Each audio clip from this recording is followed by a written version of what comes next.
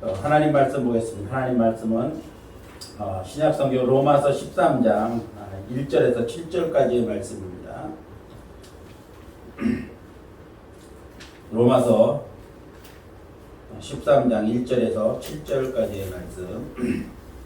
제가 가지고 있는 성경은 257쪽입니다.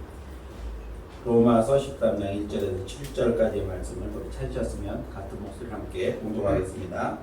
각 사람은 위에 있는 권세들에게 복종하라. 권세는 하나님으로부터 나지 않음이 없나니 모든 권세는 다 하나님께서 정하신 바라. 그러므로 권세를 거스르는 자는 하나님의 명을 거스름이니 거스르는 자들은 심판을 자취하리라. 다스리는 자들은 선한 일에 대하여 두려움이 되지 않고 악한 일에 대하여 되나니 내가 권세를 두려워하지 아니하느냐. 선을 행하라. 그리하면 네게 칭찬을 받으리라. 그는 하나님의 사역자가 되어 네게 선을 베푸는 자니라. 그러나 내가 악을 행하거든 두려워하라. 그가 공연히 칼을 가지지 아니하였으니 곧 하나님의 사역자가 되어 악을 행하는 자에게 진노하심을 따라 보응하는 자니라. 그러므로 복종하지 아니할 수 없으니 진노 때문에 할 것이 아니라 양심을 따라 할 것이라. 너희가 조세를 바치는 것도 이로 말미암음이라. 그들이 하나님의 일꾼이 되어 바로 이 일에 항상 힘쓰느니라.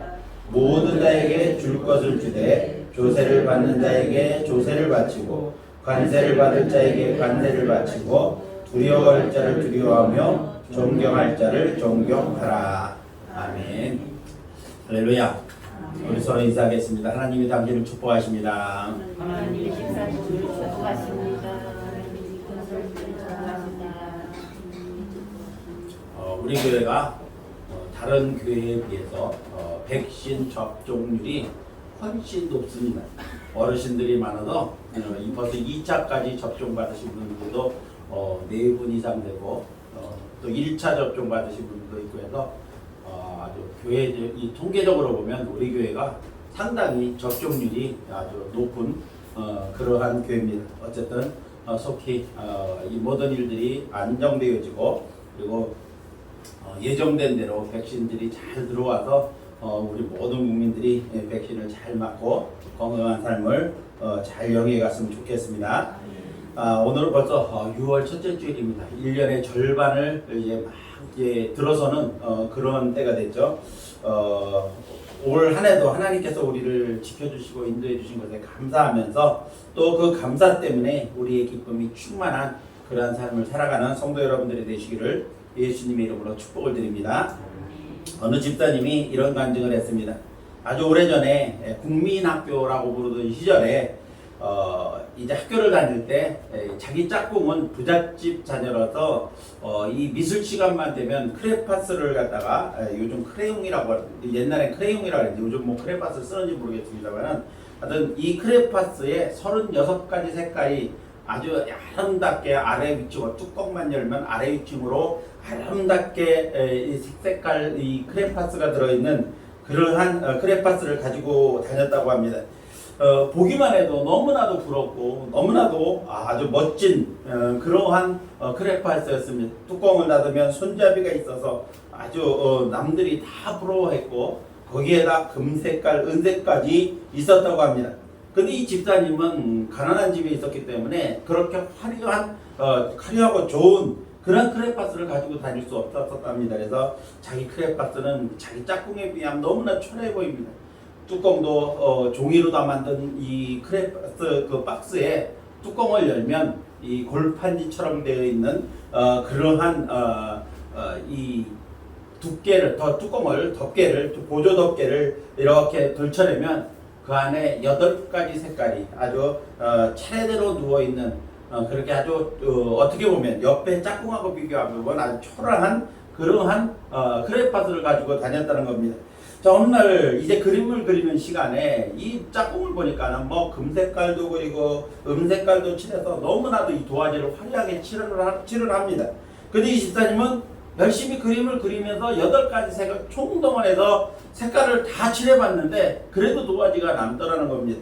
그래서 이 집사님은 그날 자기 엄마의 얼굴을 좀 그리고 싶어서 그 엄마의 손에 금가락지를 하나 만들어주고 싶었는데 금 색깔이 없어서 그거는 못하고, 그래서 엄마에게 아주 보라색 옷을 입혀주고 싶었다는 겁니다. 그래서 보라색을 찾으니까 보라색 색깔이 없는 거예요. 크레파스 8발까지밖에 안 되니까 이 보라색 옷 원피스를 어머니에게 입혀드릴 수가 없더라는 겁니다. 그래서 파란색으로 어머니의 원피스를 색깔을 칠했다는 겁니다. 근데 색깔을 다 칠해놓고 나니까 자기 엄마가 너무 추워 보이는 거예요. 그림에 있는 자기 엄마가 너무 추워 보이더라는 겁니다. 그래서 그 추워 보이는 파란 색깔 위에다가 빨간색을 덧칠했다는 겁니다. 근데 이 빨간색을 칠하는 사이에 아주 놀라운 일이 벌어졌다는 겁니다. 그렇게 추워 보이던 어머니의 파란색 원피스가 보라색으로 변하는 거예요. 자기가 원했던 그 색깔로 변한 겁니다. 그러면서 그 사실을 깨닫고 나서부터는 여러 가지 이 색깔을 섞어봤다는 거예요. 그래서 이 초록색과 노란색을 섞어서 연두색을 만들기도 하고, 또 빨간색과 노란색을 섞어서 주황색, 할머니가 좋아하는 이 감색깔도 만들어냈다고 하는 겁니다. 이 집사님 그날 이후부터 이 친구의 자기 짝꿍의 36가지 그 크레파스가 부럽지가 않더라는 거예요. 오히려 36가지 색깔은 각자 정해진 색깔대로만 칠해야 되지만, 이 집사님이 가지고 있는 8가지 색깔은 이것저것 섞기만 하면은 다양한 색깔들을 만들어낼 수가 있게 되었다는 겁니다. 자, 그러면서 집사님은 무슨 생각을 했나 하면은, 그렇게 못나게만 보였던 자신의 8가지 색깔의 크레파스를 통해서 소중한 삶의 비밀을 깨달았다, 이렇게 고백을 합니다. 지금 내 삶은 여전히 화려한 빛깔의 36가지 색깔을 가진 그러한 크레파스는 아니라는 겁니다. 다만 물론 금색도 없고 은색도 없지만 자기에게 있는 자그마한 소박한 색깔로 따사로운 그러한 색깔을 만들어내는 비결을 알게 되었다는 겁니다. 하나님이 우리에게 보물창고의 열쇠를 주셨다는 겁니다. 그 창고는 정말 세상 사람들이 보기에는 화려하지는 않지만은 그 안에는 놀라운 것들이 숨겨져 있다는 겁니다.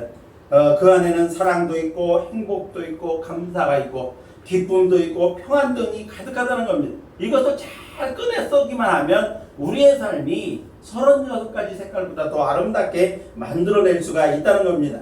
우리가 할 일은 뭐냐면 그 재료들을 하나님이 우리에게 주시기 전락하신 그 보물창고에서 이 잘 간직된 그러한 재료들을 사용해서 세상을 놀라게 만드는 그러한 것들을 만들어내는 것이 우리의 할 일이라는 겁니다. 사랑하는 성도 여러분의 삶에 하나님께서 여러분을 위해 예비해 놓으신 은혜의 이 보물창고를 열고 그 안에 있는 것들을 잘 활용해서 정말 아름답게 빛나는 그러한 삶을 색칠해가는 그러한 성도들이 되시기를 예수님의 이름으로 축복을 드립니다. 자, 6월달은 아까도 말씀드렸던 것처럼 국가적으로는 호국 보훈의 달이다, 그렇게 말을 합니다. 그리고 오늘은 또 나라를 위해서 희생하신 분들, 목숨 바쳐 희생하신 분들을 그들의 숭고한 뜻을 기리는 현충일이 바로 오늘입니다. 우리가 보통 생각하기에는 오늘 공휴일 하나 날렸다, 이렇게 안타까운 생각을 할 수도 있습니다만은 이럴 때 우리가 이렇게 나라와 민족을 위해 헌신한 분들을 우리가 생각하는 그러한 하루가 되었으면 좋겠습니다. 그래서 오늘의 대한민국이 존재하는 것이 그분들의 희생이 있었고, 또 이 나라 백성으로 자유를 누리고 살 수 있는 것도 바로 그분들의 희생이 있었기 때문이라고 하는 사실을 우리가 기억해야 될 줄로 믿습니다. 물론 세상을 지으시고 역사를 주관하시는 이는 하나님이십니다.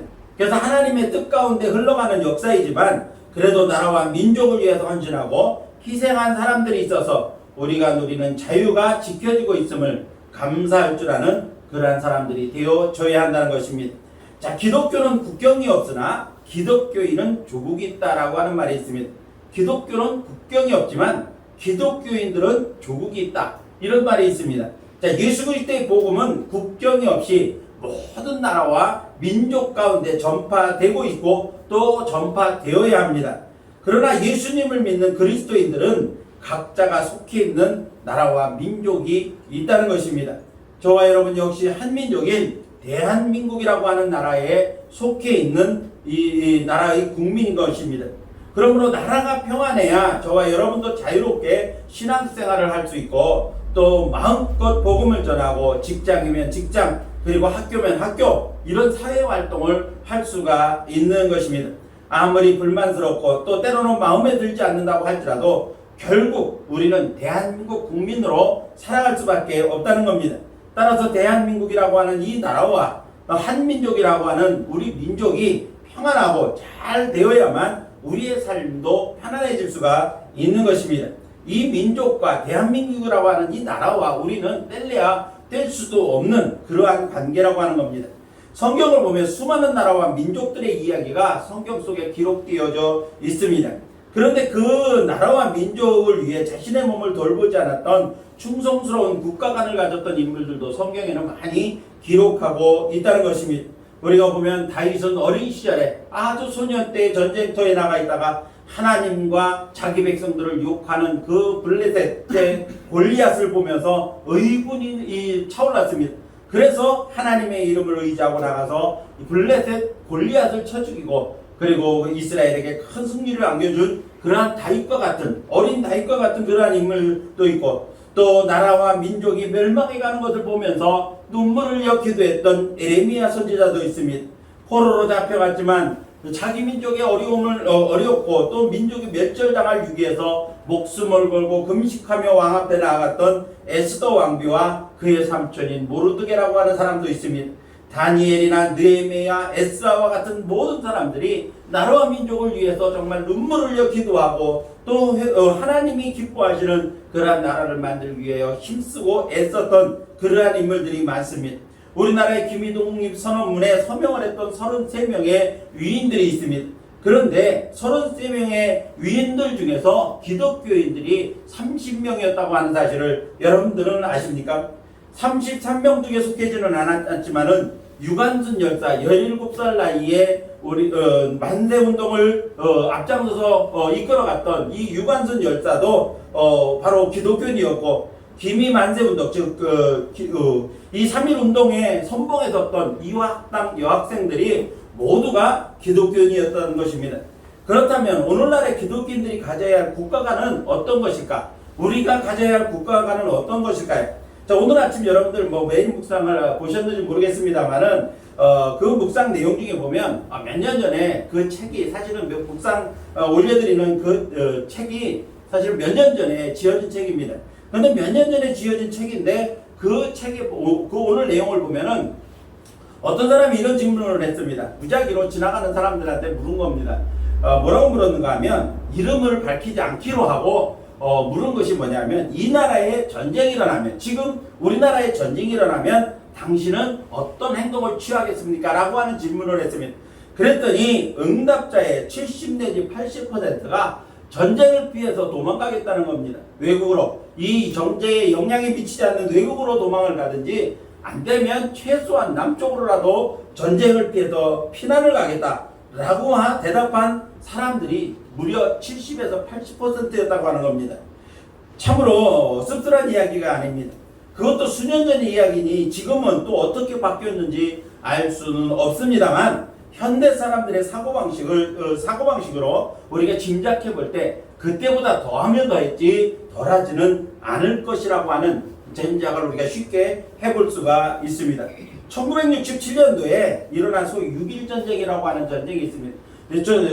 제3차 중동전쟁이라고 일컫는 이 전쟁은 이스라엘이라고 하는 이 작은 나라와 막 이제 독립을 한 지 얼마 안 되는 이스라엘이라고 하는 나라와 아랍 국가들이 연합을 해서 전쟁을 한 겁니다.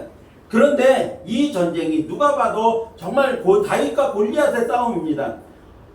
국가를 세운 지 이제 48년도에 이스라엘이 독립을 했습니다. 그러니까 10년도 채 되지 않은 그런 나라가 20년도 채 되지 않은 그런 나라가 아랍 연합 국가가 여러 나라들이 연합해서 이스라엘을 없애버리려고 전쟁을 벌였는데 어떻게 두 나라가 싸워도 이건 누가 봐도 뻔한 그런 결과였는데 나중에 보니까 6일 만에 이스라엘이 승리를 했다는 겁니다. 이스라엘이 아랍 연합국을 물리치고 승리를 했다는 겁니다. 자, 이스라엘이 이와 같이 승리를 하고 난 다음에 후일에 어떤 이야기가 돌았는가 하면 외국에서 공부하는 유학생들이 이스라엘 학생도 있었고 아랍 연합국 학생들도 있었는데 그 중동 지역에 전쟁이 일어났다고 하니까 이 두 나라에 속해 있는 두 국가에 속해 있는 학생들이 전부 비행기를 탔다는 겁니다. 그런데 목적이 다릅니다. 이스라엘 학생들은 나라가 전쟁이 일어났으니까 내가 자원 입대해서 나가 싸워야 된다라고 하는 생각을 가지고 본국으로 돌아가는 비행기를 탄 겁니다. 이스라엘 유학생들은. 그런데 아랍 연합 국가의 학생들은 그 반대입니다. 더 먼 곳으로 이 전쟁에 영향이 미치지 않는, 언제 자기에게 전쟁에 영향이 미칠지 모르니까 전쟁에 영향이 미치지 않는 더 먼 곳으로 도망을 가기 위해서 비행기를 탔다는 겁니다. 이런 것을 보면 똑같은 전쟁을 치르는 국가인데 이 국가 의식으로 볼 때 이스라엘이 당연히 승리할 수밖에 없었다라고 하는 그러한 것들을 우리가 생각해 볼 수가 있는 것입니다. 자, 그렇다고 한다면 우리나라 국민들의 국가관은 어떨까요? 우리나라 국민들의 국가관은 정치권의 영향을 많이 받습니다. 그래서 정치권의 영향을 많이 받아서 최근 들어서는 흑백 논리에 따라 양분되어져서 심각한 분열과 대립 양상을 가지고 있습니다. 그래서 누가 집권하느냐에 따라서 달라지는 겁니다. 보수가 집권을 하면 보수를 갖다가 지지하는 사람들이 충신이 됩니다. 반면에 진보를 주창하는 사람들은 이 대항 세력이 되어버리고 맙니다. 그런데 반대로 또 진보가 집권을 하면 진보 진영을 지지하던 사람들은 충신이 되는 반면에 보수를 지지하던 사람들은 또 대립 그 세력이 되어버리고 마는 겁니다. 중도가 없습니다. 대부분이 양극화가 되어서 이 서로 분열하고 정쟁하는 그러한 이 국가관이 많이 드러나고 있는 겁니다. 이게 상당 부분의 책임은 분명 정치인들에게 있습니다.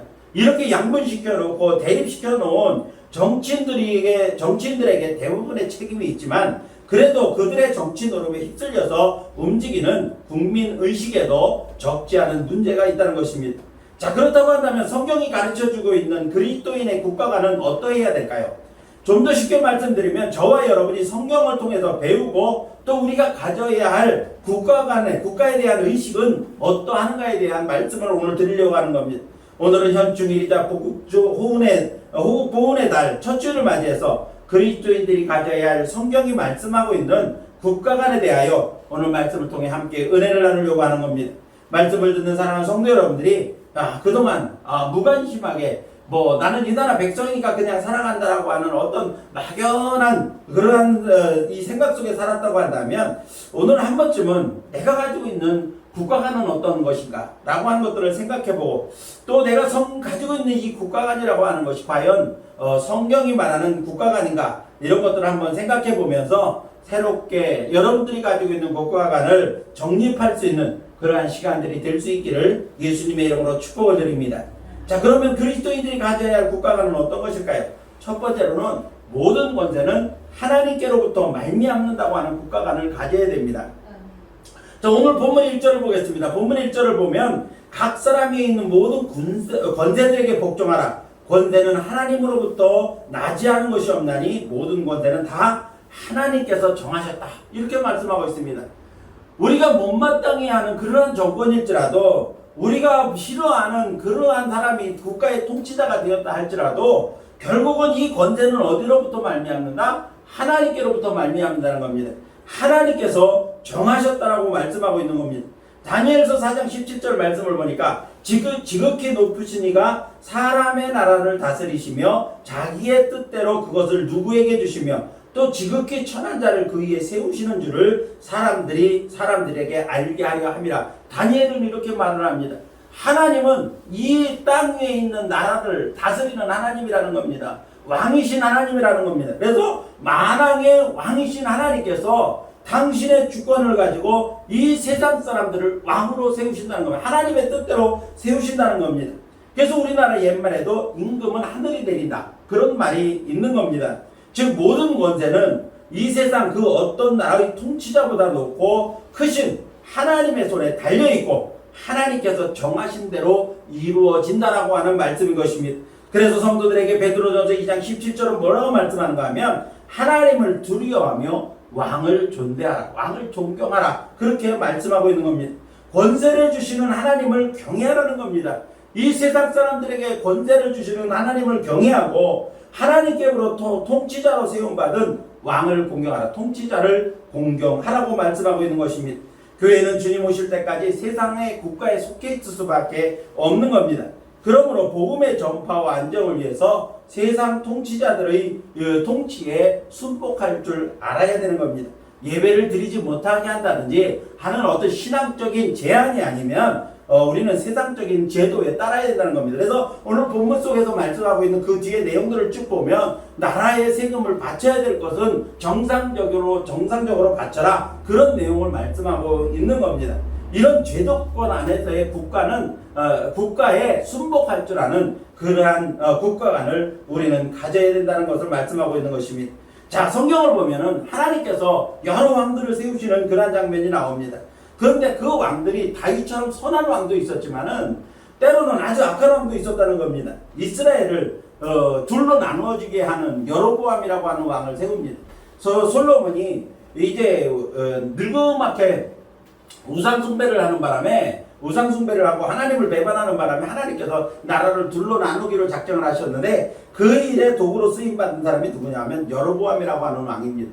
이 여로보암이 하나님의 뜻대로 나라를 통치하지 않고 그 이스라엘 10지파를, 하나님께서 10지파를 그의 손에 맡겨주셨는데 이 여로보암은 이스라엘 백성들이 자꾸 절기만 되면 절기 지키러 예루살렘으로 가는 이스라엘 백성들이 마음이 변해서 자기를 떠날까봐 못 가게 하기 위해서 북쪽 끝에다가 단이라고 하는 곳, 그리고 남쪽 끝에는 베델이라고 하는 두 곳에다가 송아지를 갖다 크게 만들어 놓고 이제 너희는 예루살렘에 갈 필요 없다, 이것이 너희의 하나님이다, 하나님을 섬기되 여기서 섬겨라, 우상숭배를 만들어 버렸습니다. 그것 때문에 하나님 앞에 여로보암은 대대손손 이제 징계를 받게 됩니다. 그 위에 계속해서 이스라엘 임금들은 악한 임금들이 많이 나오는데 아주 가장 악질 중에서도 악질이었던 임금이 누구냐면 아합이라고 하는 임금입니다. 이 아합이라고 하는 임금이 아주 온갖 악행을 저질렀는데 하나님께서 그 아합을 갖다가 징계하시기 위해 세운 임금이 누구냐면 예후라고 하는 임금을 세웠습니다. 이 예후라고 하는 임금이 반역을 일으켜서 아합의 일가족을 완전히 몰살시키도록 그렇게 하나님께서 예후라고 하는 왕을 세웁니다. 뿐만 아니라 바벨론의 느부갓네살 왕을 세우셔서 이스라엘을 비롯한 하나님을 배반한 민족들을 갖다 징계하시기도 하셨습니다. 자, 이처럼 하나님은 때로는 누가 봐도 악하다고 생각하는 그러한 왕들을 세우시기도 하셨다는 겁니다. 그 이유는 뭐냐면 하나님은 어떤 목적이나 어떤 이유에서든지 분명히 왕을 세우셨다는 겁니다. 일치적으로라도 세우셨다는 겁니다. 그래서 우리는 세상의 모든 권세는 하나님께로부터 말미암았다라고 하는 사실을 우리는 기억을 해야 된다는 것입니다. 그러므로 나는 보수니까 진보 통치자에게는 죽어도 순종할 수 없다라고 하든지 나는 진보이기 때문에 보수 통치자에게는 결사적으로 반대한다, 이런 것은 하나님의 뜻에 반하는 것일 수도 있다는 사실을 우리는 기억을 해야 된다는 것입니다. 그래서 교회 안에서도 목사님들 중에 아주 극단적인 사람들이 있다는 겁니다. 예를 들면 우리가 정광훈 목사 같은 사람들, 그런 분들은 이 현 통치자들에 대해서 아주 적극적으로 반대하는데 그것들이 오히려 교계에, 기독교 계통에 많은 좋지 않은 그러한 영향을 끼치는 것들을 생각지 않은 그런 경우가 있습니다. 얼마 전에 석가탄신일날 조계사 앞에서 찬송가를 부르면서 그랬던 한 10여 명의 그리스도인들이 있었어요. 기독교인들이 있었습니다.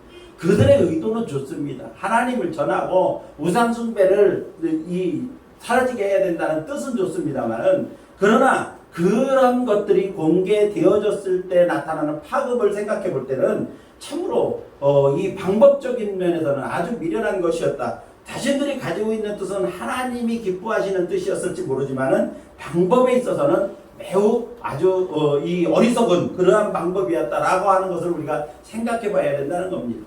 그들을 통해서 안 믿는 대다수의 사람들이 어떤 인식을, 기독교에 대한 어떤 인식을 가지고 있느냐, 신앙생활을 하고 있지 않는 사람들이 어떤 의식을 가지고 있느냐, 기독교에 대한 인식을 하게 되냐라고 하는 것을 생각해 봐야 된다고 하는 것입니다.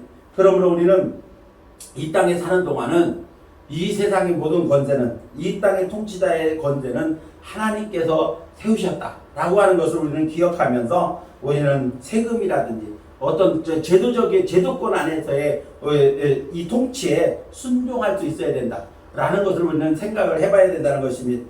왜냐하면 모든 권세는 하나님께서 정하셨고 하나님께로부터 말미암기 때문인 것입니다. 그러므로 모든 권세가 하나님께로부터 말미암았다고 하는 의식을 가지고 이 땅의 이 국가가 정말 신정국가, 하나님께서 통치하는 그러한 국가가 될 수 있도록 우리가 힘써서 기도해야 된다는 사실을 기억하시기를 바랍니다. 자, 두 번째로 우리가 가져야 할 국가관은 어떤 국가관이냐면 의로운 나라를 건설하는 국가관을 가져야 된다는 겁니다. 잠언서 14장 34절 말씀을 보니까 공의는 나라를 영화롭게 하고 죄는 백성을 욕되게 한다, 이렇게 말씀했습니다. 역사적으로 볼 때 자원이 풍부하거나 경제적으로 부강했던 나라, 그리고 상업이 발달해서 발달했고 또 문명이 발달해서 부유해서 부족한 것이 없었던 그러한 나라나 도시들이 오늘날 세상에는 흔적도 없이 사라져버린 그러한 도시나 국가가 참으로 많다는 겁니다. 성경을 보면 노아 시대가 그랬습니다. 또 소돔과 고모라가 그랬고, 또 한때 세계를 호령했던 이 성경에 나오는 아수르라고 하는 국가가 그랬습니다. 바벨론이라고 하는 국가, 메데와 바사, 헬라, 그 다음에 제정 로마 제국, 이런 나라들은 그 당시 전 세계를 지배하던 아주 호령하던 그러한 국가였습니다. 그럼에도 불구하고 그들은 지금 이 나라는 역사 속으로 사라지고 지금은 흔적도 없이 사라졌다는 겁니다. 폼페이라고 하는 도시는 역사적으로나 문명적으로 매우 발달했던 도시였습니다. 그러나 화산 폭발로 인해서 나라 전체, 이 도시 전체가 이 화석이 되어서 물속에 가라앉고 말았습니다. 폐허더미가 되어버리고 말았습니다. 그 당시에 화석을 보면 아주 도덕적으로 부도덕했던 그러한 화석들의 모습들이 많이 나타나고 있다는 겁니다. 그만큼 폼페이 시도 그만큼 타락해 있었다, 도덕적으로 타락해 있었다는 것을 말해주는 겁니다. 이런 역사적인 사실들이 무엇을 말해줍니까? 바로 의로운 나라가 되지 못하면 하나님의 징계를 받고 만다는 것을 우리에게 보여주고 있는 겁니다. 즉 의로운 나라가 되지 못하면 하나님의 징계를 받아서 결국은 멸망해버리고 만나는 것입니다.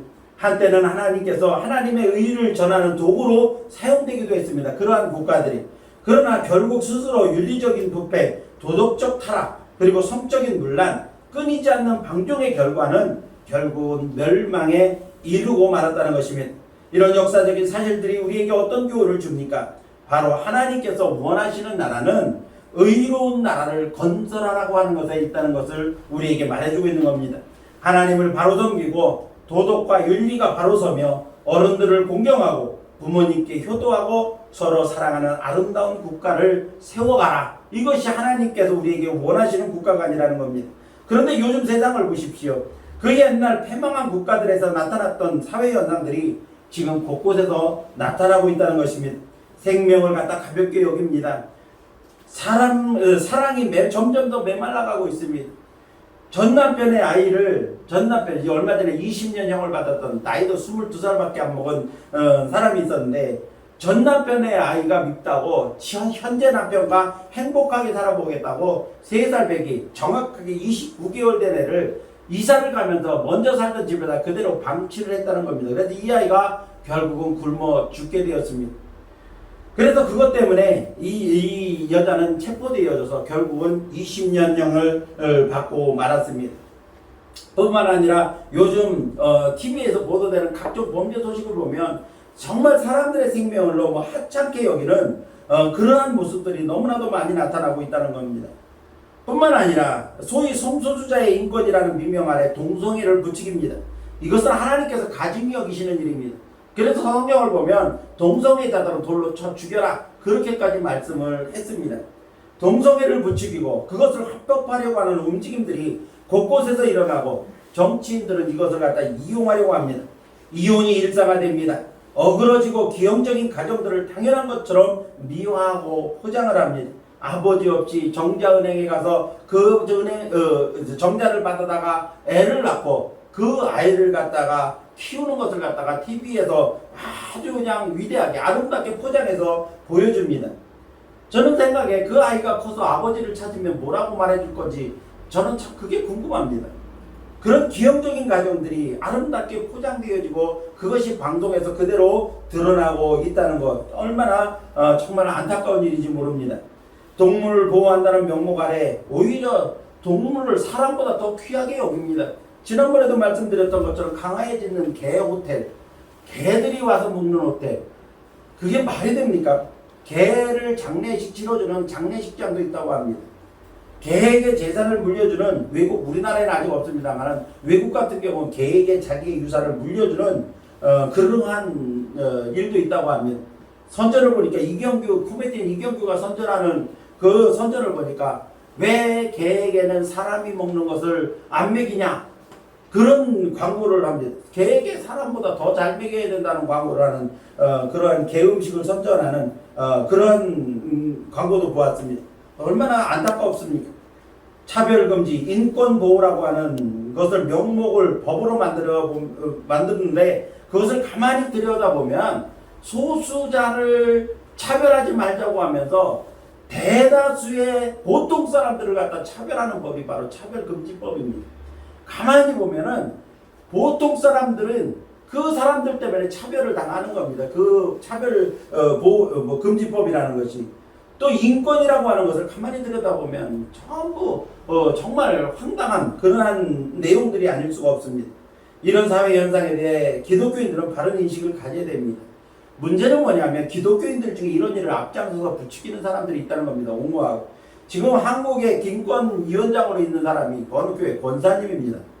뿐만 아니라 지금 국회의원 진선미 의원 같은 사람은 명성교회 집사입니다. 그 사람이 이 동성애에 가장 앞장서서 지금 옹호하는 그러한 사람입니다.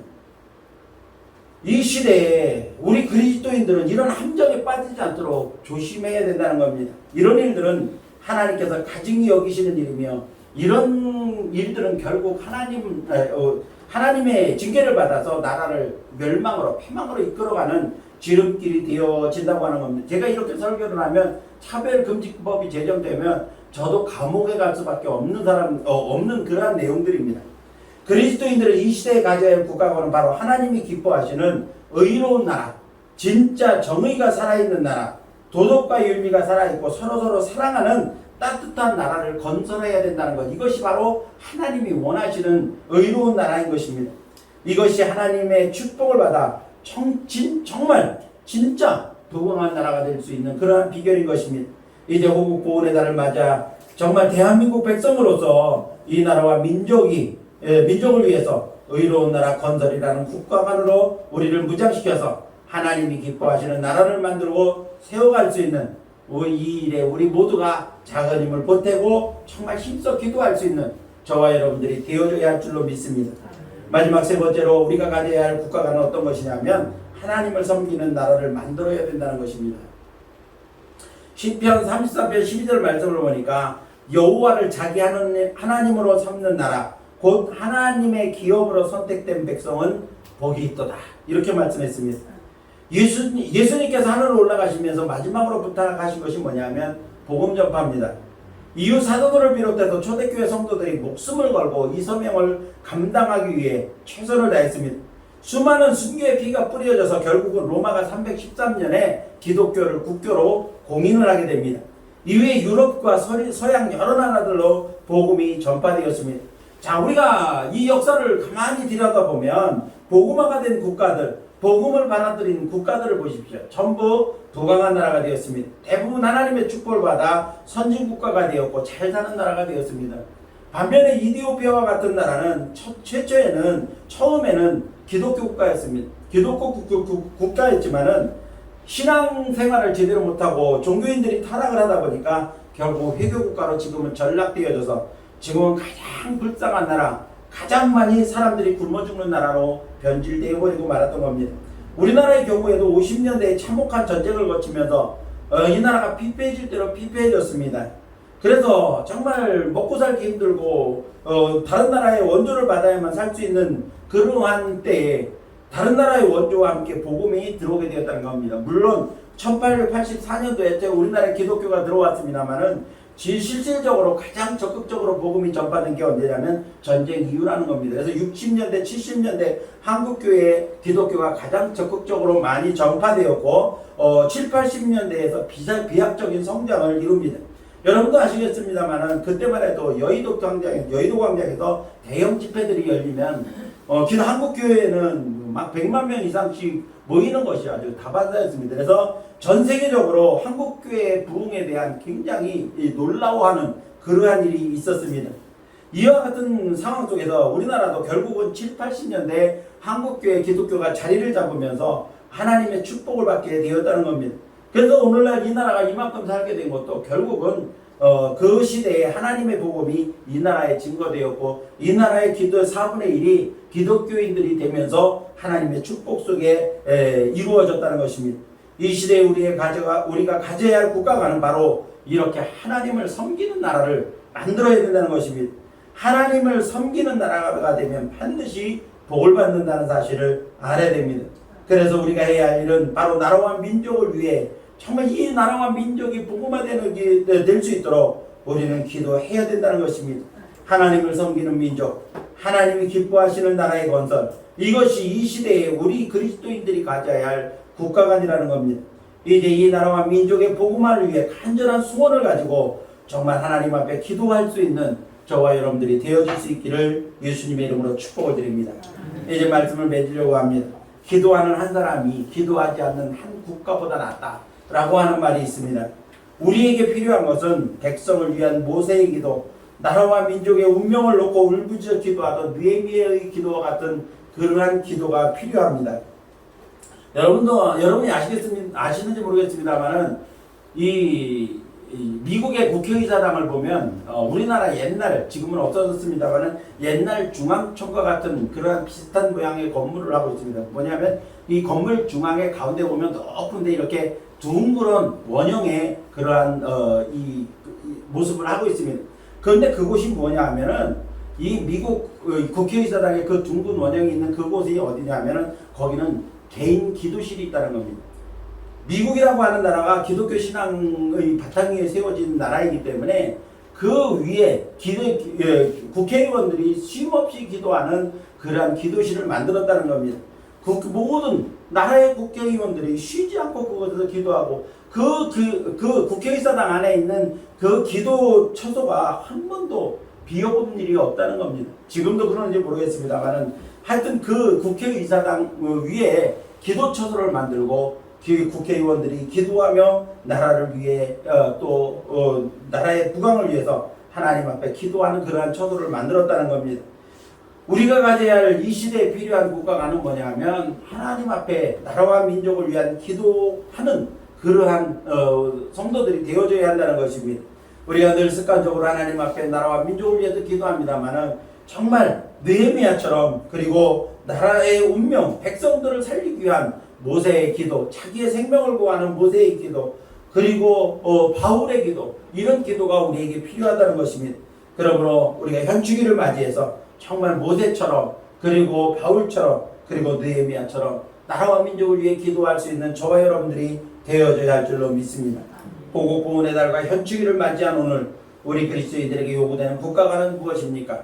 모든 권세는 하나님께로부터 말미암는다고 하는 의식을 가지고 국가의 모든 일에 우리가 적극적으로 따르고 또 순복해야 된다는 겁니다.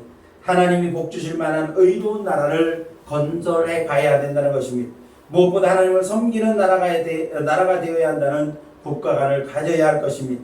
이제 사랑하는 성도 여러분들이 이 시대에 나라와 민족을 위해 정말 필요한 것이 무엇인가, 또 우리가 할 수 있는 것이 무엇인가 라고 하는 것을 인식하고 그리스도인으로서 올바른 국가관을 가지고 이 나라와 민족을 위하여 눈물을 흘려 기도할 줄 아는 저와 여러분들이 될 수 있기를 예수님의 이름으로 축원합니다. 기도하겠습니다.